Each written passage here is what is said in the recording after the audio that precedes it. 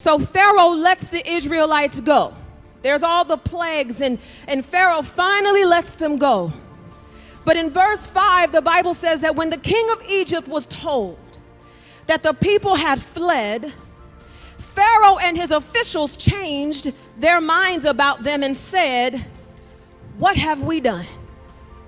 We have let the Israelites go and have lost their services." So he had his chariot made ready and took his army with him. He took 600 of the best chariots along with all the other chariots of Egypt with the officers over all of them. The Lord hardened the heart of Pharaoh, the king of Egypt, so that he pursued the Israelites who were marching out boldly. So when the Israelites got delivered, they didn't walk out with their head down and a shuffle in their feet. No. They walked out of their captivity with their back straight, with their head held high. They had a pep in their step. They walked out with power and authority. But see, while you clapping, 2 verses later, the Bible says, as Pharaoh approached, the Israelites looked up, and there were the Egyptians marching after them. They were terrified and they cried out to the Lord. They said to Moses, "Was it because there were no graves in Egypt that you brought us out to this desert to die? What have you done to us by bringing us out of Egypt? Didn't we say to you in Egypt, 'Leave us alone, let us serve the Egyptians'? It would have been better for us to serve the Egyptians than to die in the desert. It would have been better for us to serve the Egyptians. It would have been better for us to stay in captivity than to die in this desert place." You know, the Israelites were in Egypt 430 years. 330 of those years, they were slaves. And let me make sure you understand something. See, it wasn't a picnic. It wasn't cotton candy and roses. As a matter of fact, if we look at the book of Exodus, I believe it's chapter 1, verse 12, it says that the Egyptians came to dread the Israelites and worked them ruthlessly. They made their lives bitter with harsh labor in brick and mortar and with all kinds of works in the fields. In all their harsh labor, the Egyptians worked them ruthlessly. So you see, it was hell on earth. And yet, when they found a desert on the other side of their deliverance, they suddenly thought that it would have been better to stay in captivity. You see, a lot of times when we hear this story, we shake our head in disbelief at the Israelites. But you see, if we're honest, many of us are just like them. And let me make that plain for you. You think, well, Charles wasn't that bad because you haven't had a man ask you out on a date since you let Charles go.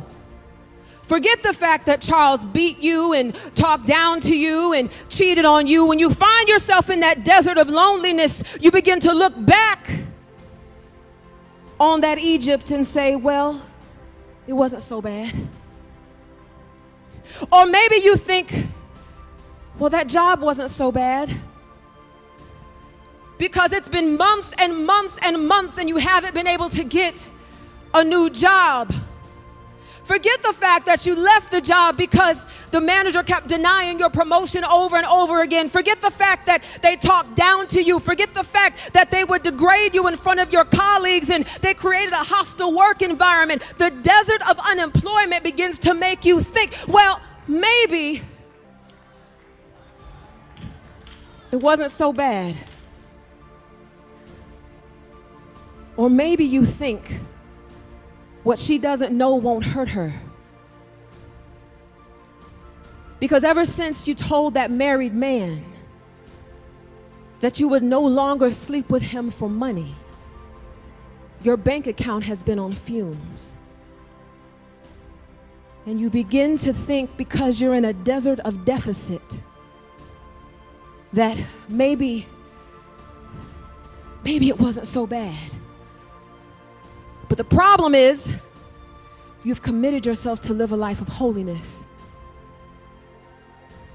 And so now you have to rationalize sin. Oftentimes when you find a desert on the other side of deliverance, it catches you off guard. Because see, God made a promise to you. And so when he delivered you out of that Egypt, you just assumed that the promise was on the other side. And so now you have found yourself in this dry place. You have found yourself in what feels like a hopeless place. You have found yourself in a place that you never intended to be. And when you find yourself in that place, Egypt starts to look better.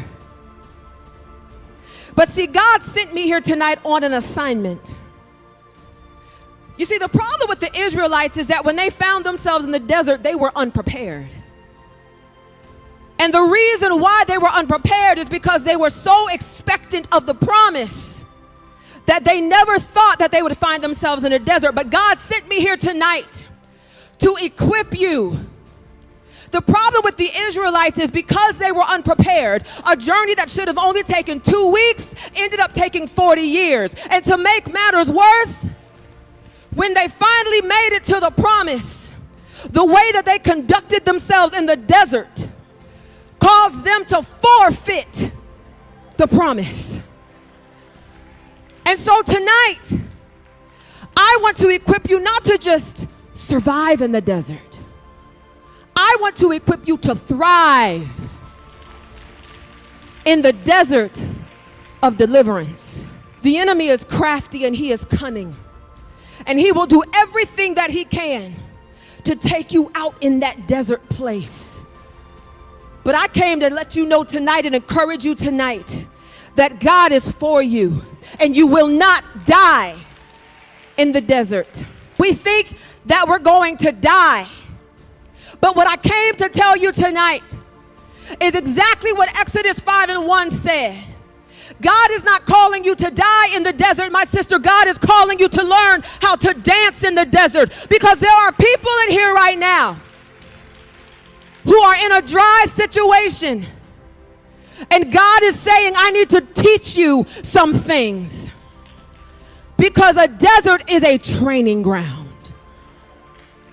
So you sit here and you think that this is your final resting place. Oh no, this is your launch pad to greater.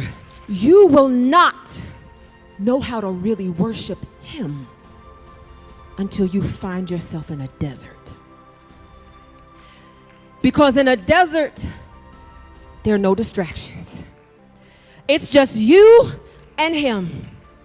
You may have broken dreams and broken hopes, and you may be in that desert with a broken heart, but I promise you that as long as you have the King of Kings and the Lord of Lords, you have everything that you need in that desert.